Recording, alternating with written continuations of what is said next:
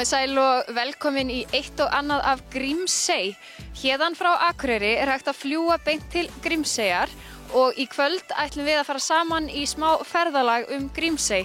Fyrst ætlar Skúli að tala aðeins við hana Önnu Maríu sem veit allt hvernig það að búa í Grímsey. Anna, ef þú byrjar að segja mér bara frá lífinu hérna í Grímsey, það margt sem öðruvísi en í landi, til dæmis eru húsin ekki kynnt upp með heitu vatni. Nei, hér olíu, við erum á köldu svæði, þannig að hér kynnt upp með olíu og sem kostar aldrei mikið meir en hitaveita. Og hér bara keyrt út olíuna á traktor með kerru, búin að vera það bara síðan að rafstöðin var bara búin til. Við erum bara öll með ketil í okkar heimili sem við hitum vatni fyrir okkur og í ofnana. Þannig að það öðruvísi en í landi. Þannig að það ýmislegt sem dýrara þá fyrir ykkur sem búið hérna og líka náttúrulega fá vörurnar í búðina. Já. Og það frakt fyrir allt sem við kaupum ekki sjálf í landi. Þá þarf það að fá að frakta til okkar með pósti eða ferju eða flugi. Og við vitum öll að frakt kostar. Þannig að við vitum þetta, við veljum að búa hérna og það æðislegt að búa hérna.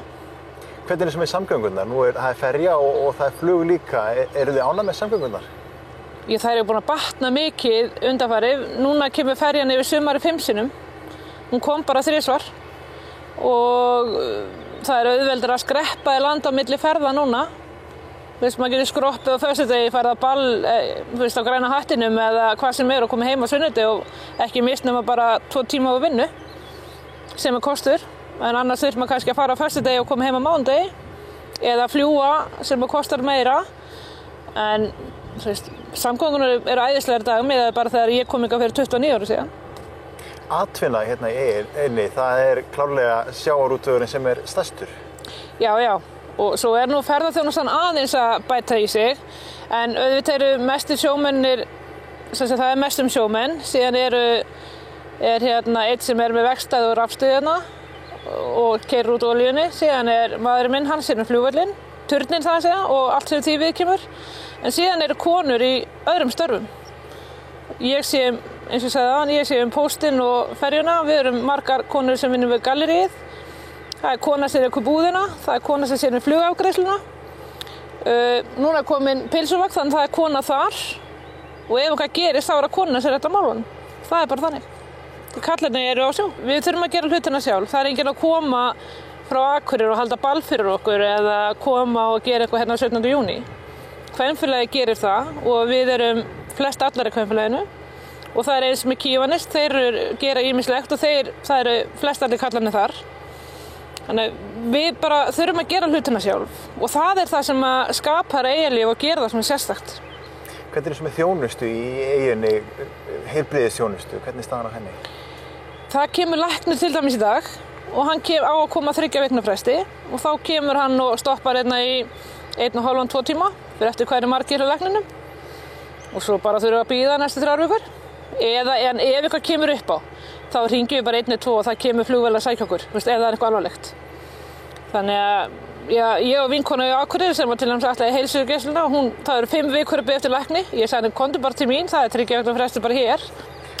En hvernig svo maður verður að spyrja út í skólamáli núna, sem nú margum talað? Já. Það verður ekki skóli núna á næsta skólaári? Nei, það var sorglegt.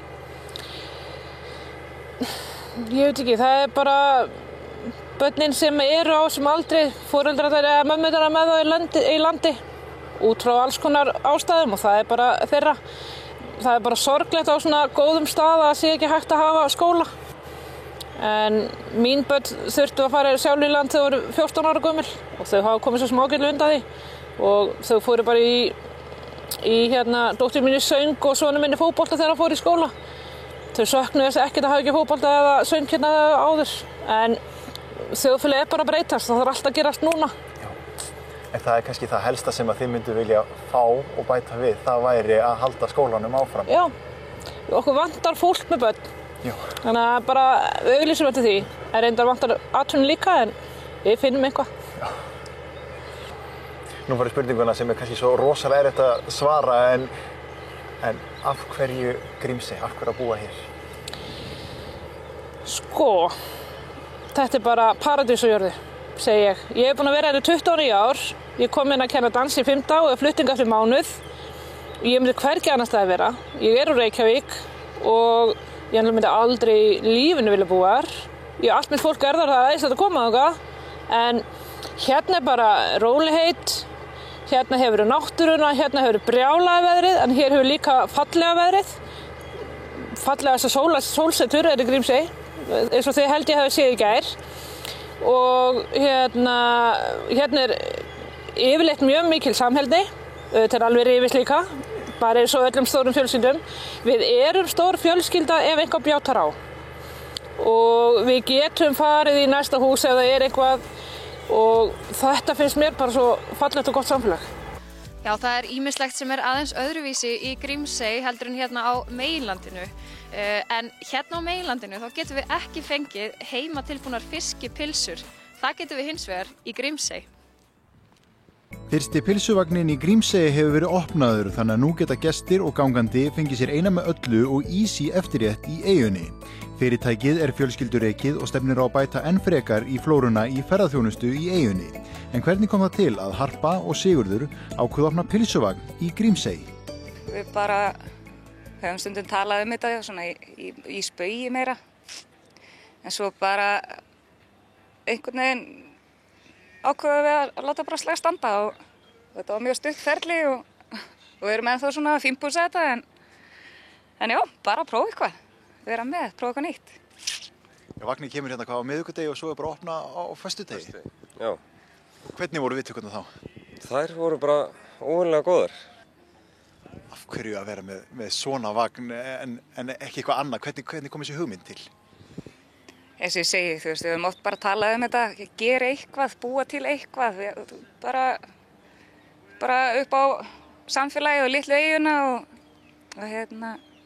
en svo náttúrulega hefur maður alltaf verið í öllu, við erum náttúrulega með útgerð og verið í vinnu náttúrulega bara, botnlausri vinnu og svo bara orðið breytingar á því og ég svona lausari við, þannig að bara ákveðum að prófa, það þá atvinna fyrir mig í sumar.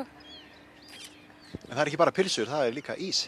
Nei, við erum með ís og pylsur og samlokur og fiskipylsu og En þetta bætir þá svolítið í flóruna hérna fyrir heimamenn, þetta ekki bara fyrir ferðamenn? Algjörlega og heimamenn hafa tekið okkur mjög vel og allir samgleðjast og eru duglegir að koma og smakka og finnst þetta spennandi og sérstaklega náttúrulega ísinn og í svona blíðu að koma og fá sér ís, brauði, það voða gaman. Það ekki ónýtt í svona veðri eins og núna? Alls ekki. Hvernig kanntu við í nýja starfinu? Bara vel. Bara vel. Ertu alveg búin að ná þessu hvernig á að afgreiða pylsurnar og ísinn? Næstu því. Ég að ná því. Þetta kemur. En það líka hjólalega? Já, það hjólalega hjá okkur og það á eftir að taka við sér, held ég.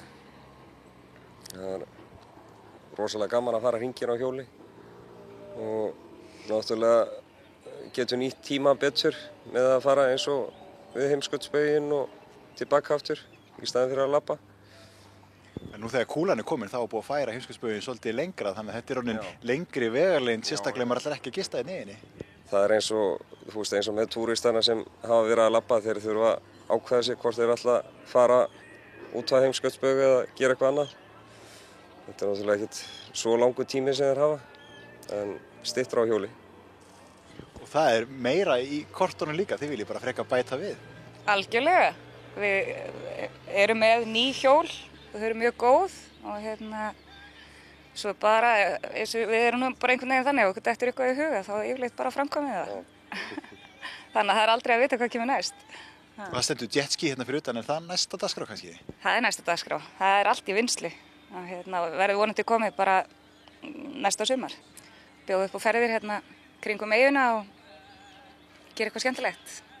Jetski, hjól, pylsur, ís, þetta svolítið mikil viðbót í afþreyingun allt í einu pakka. Já.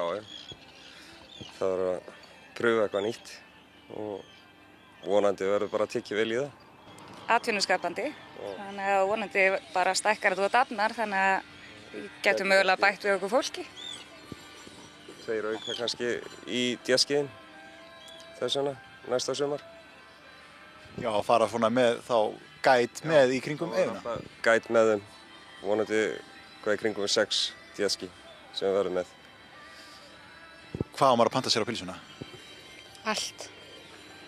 Eina með öllu eða? Jú. Það er hárrétt. Þú nefndir hérna fiskipylsu, hvernig eru þær?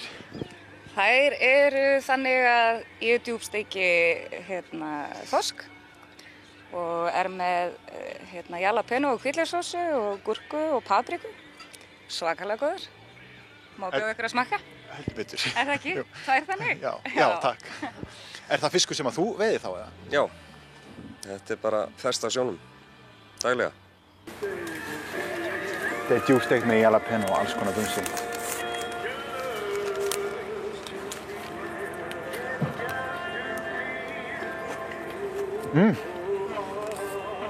Mæli með. Já, ég hvet alla til þess að fara til Grímseyjar og smakka fiskipylsur. Skúli segir alla að það séu mjög góðar. En nú ætlum við aðeins að fara í auglýsingahlé og ekki fara langt vegna þess að eftir það ætlum við að heimsækja mjög merkilegan mann sem er búinn að vera vitavörður í Grímsey í 50 ár.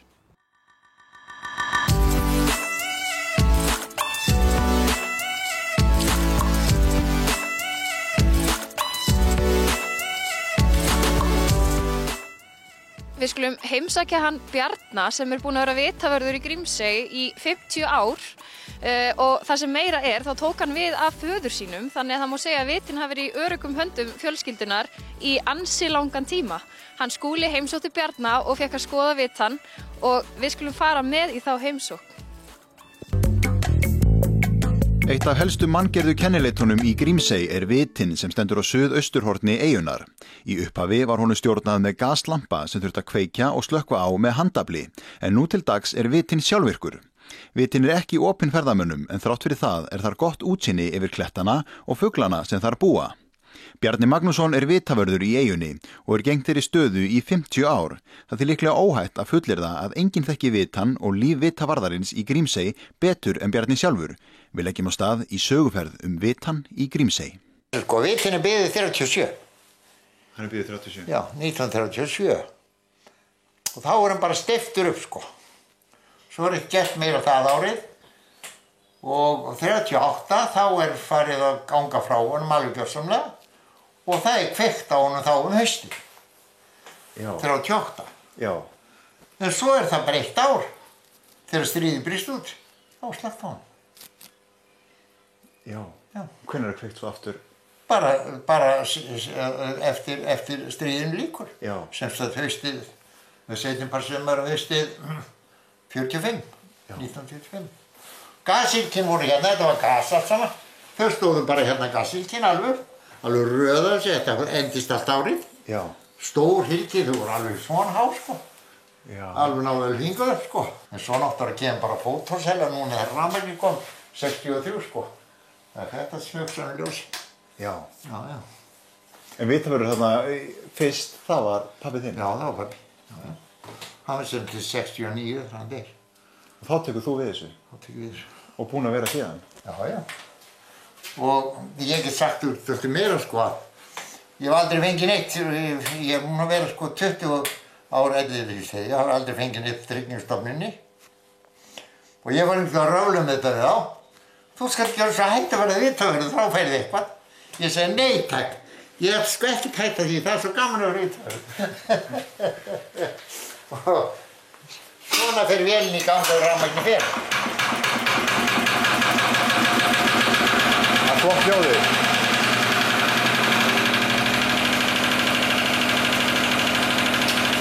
En þegar það kom upp, er það ekki? Og þá setjum ég ljósið á stað. Já, við verðum að kíkja það.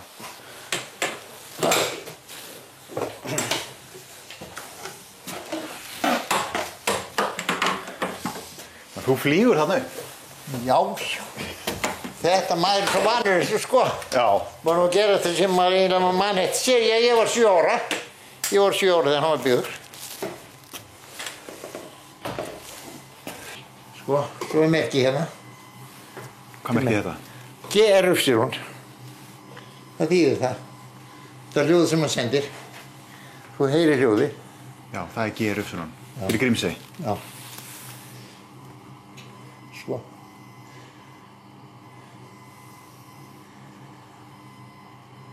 Það þarf mikið að halda þessu við. Já, það var hér til að byrja með. Svona eitthvað gall í þeim. Já. Þessum þegar hann kom. En þetta er fyrir vitin sem bón, sko. Það var svolítið gall í þessu en nú hefur þetta gengið mjög vel, sko. Já. Já. En hvar lærir þú til þess að mennta þig fyrir þetta starf? Nei, ég lærði á Akureyri, sko, vélstjórn. Já. Og rafvirkjun líka. Maður ágætt fyrir þessu. En þú annars bara búið hérna í einu? Já, já. Hvorki ég eða konan, hún var ljósmóðir. Já. Við fundum engan betri stað.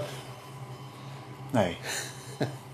En hvað starfaðirðu við svona utan við þetta? Þú ekki bara verið í þessu? Nei, áður en ég fór, þá var ég einhver á sjó. Já. Sjómaður, sko. Og fór á vertíða til að eftir ég lærði ekki vélstjórna. Þá fór ég náttúrulega á vertíð. Já. Ná mér í pening á þeim byggði. Já. Það gekk vel. Já. En þú heldur betur upplifað tímana tvenna hérna í Grímsey. Þú fæðist hérna í Torfbæ. Já, já. Bjóði honum í 10 ár. Hvernig var það? Það var gott. Já. Já. Og meiri sé að það var allir málaðir inn. Já. Klæddi með timbrinn og málaðir allir. Já, já. Þið verið flott í Torfbæ. Já, já. Og það var sko náttúrulega eldhús og síðan var stofa, baðstofa og framhæfi baðstofanum var hérna ofn, kolofn sem var kyndur vel og það var alltaf lít og fínt. Það vantaði ekki. Og það var gaman að því sko, í þá daga. Þá fóru þessi Torfbæir í kaf. Já. Já, þessi bær þarna sko, hann var bara í kaf og þá var bara mokuð göng fram, svo var bara tekið rekaður og reftað yfir. Já, einmitt. Já, já. Þeir skaga nú ekki hátt upp úr, svona, nei. Það var sama. Já. Þetta var ekki svona. Já. Og þarna þá náttúrulega var svo hlýtt þegar snjórinn kom yfir allt. Þá var hlýtt, já. Þá var sko vel hlýtt. Það vantaði ekki. En það man ég aldrei eftir mér að það voru kalt þar, sko. Nei. Nei. Aldrei eftir. En hvernig voru viðbrigðin að flytja úr Torfbæ í... Já, það var nokkuð gott vegna þess að það var miðstöð, Kólakinn miðstöð. Svo pabbi var svo góður að hann lagði í miðstöðunum svo að þeir lifði alla nóttina í henni. Já. Það var ægilega kunstir. Því hann bleytti í ösku og gerði alls konar kunstir til að fela eldinn og svo var þetta bara kolinn búinn morgun. En það var hít alla nóttina. Já, já. Þetta var alveg stórkostlegt hjá honum. Já. Strákar mínir, fyrir nokkrum árum komu franskir kvikmyndatökumenn hérna og þeir voru með sko svona stóra vél, kvikmyndatökuvél og þeir komu hérna upp með mér. Þeir fóru þarna upp? Já, já. Og myndu, það var rétt að þetta koma vélinn upp á gatið. Þá vorum nú ekki minni menn með okkar vél. Nei, það var ekki svona græjur eins og þið eru með. Nei. Nei, það var ekki svoleiðis.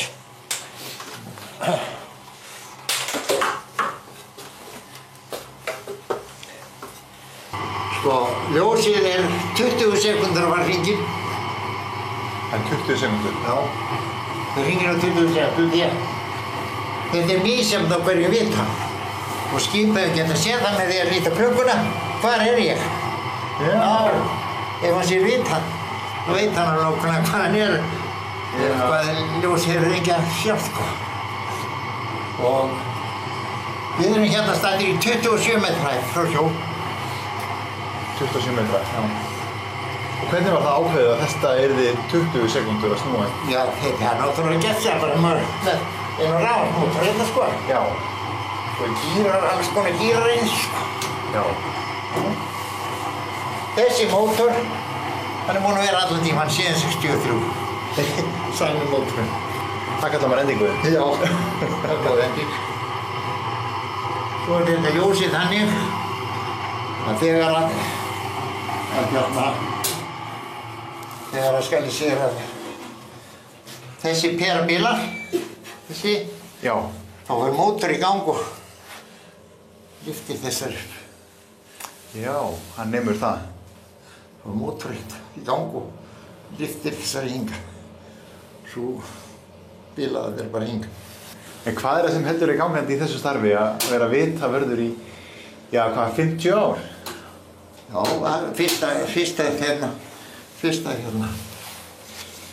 fyrsta júní. 1. júní. 50 ára. Já. Það er bara svo gaman að þessu. Já. Hugsa eitthvað, sko. Já. Já. Hugsa bara eitthvað, sko. Þannig að þetta er alveg áhugamálið. Já. Já. En hver tekur svo við keflinu? Það er nú það. Já. Það er nú bara það.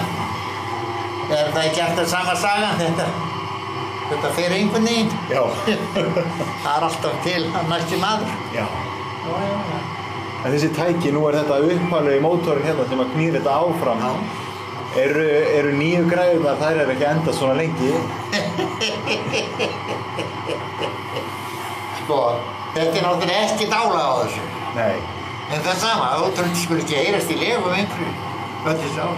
Já. Sami mótorinn síðan 63. Já. Þetta er ekki þungt nú öðru. Þetta er geysilega skemmtilegt. Þetta er allt ból. Já.